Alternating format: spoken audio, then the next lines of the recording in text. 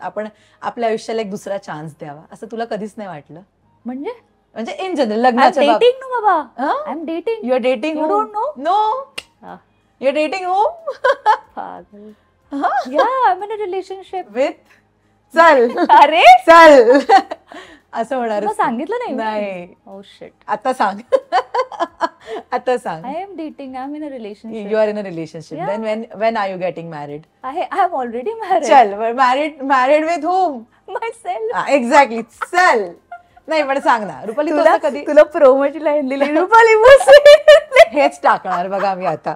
पण सांग ना, तुला असं नाही वाटलं की आपण जर आपल्या पर्सनल आयुष्यामध्ये पण एक पाऊल पुढे टाकूया? रिझन सांग मला. नाही टाकायचंय, डेफिनेटली टाकायचंय, असं नाही की नाही. पण जोपर्यंत संकेतचं सगळं मार्गी लागत नाही, तोपर्यंत. संकेतचं 2004 हात झालेले मी बघत नाही, तोपर्यंत मला त्या दिशेने विचार करता येणार नाही.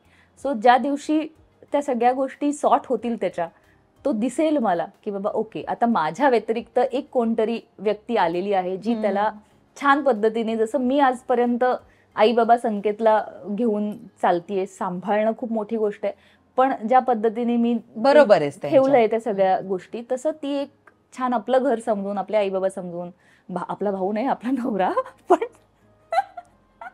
पण तशा पद्धतीने सांभाळणारी एक छान गोड गोंडस मुलगी आली की मग मी माझा विचार करायला मोकळे. नाहीतर माझ्या डोक्यात सतत की अरे काय चाललंय काय चाललंय, त्याच्याने ना जिथे मी कुठे असेन ती माणसं आनंदात राहणार आहेत ना मी आनंदात राहणार आहे. ते जेव्हा मला असं छान दिसेल तेव्हा मग मी विचार करेन. करणारेस म्हणजे Of विचार course करणार. आयुष्यात? मला हा नेहमी प्रश्न पडतो, का नाही करत आहे रुपाली विचार? करेन ना. पण अगेन जो कोणी असेल, जसं आपण आधी पण हा इंटरव्ह्यू केला होता, जो कोणी मुलगा असेल त्याला ह्या सगळ्या गोष्टी जबाबदाऱ्या वाटल्या पाहिजेत, ओझं नाही वाटलं पाहिजे. करेक्ट. की तिची फॅमिली माझी फॅमिली आहे, किंवा नाही म्हणाला माझी फॅमिली, पण तरी माझ्या ज्या काही गोष्टी आहेत त्याच्यामध्ये की हे काच, हे कशासाठी, तुला काय गरज आहे, मग तो बघेल ना. ते नाही होऊ शकत. म्हणजे जोपर्यंत आई बाबा आहेत तोपर्यंत तर ती माझीच जबाबदारी आहे.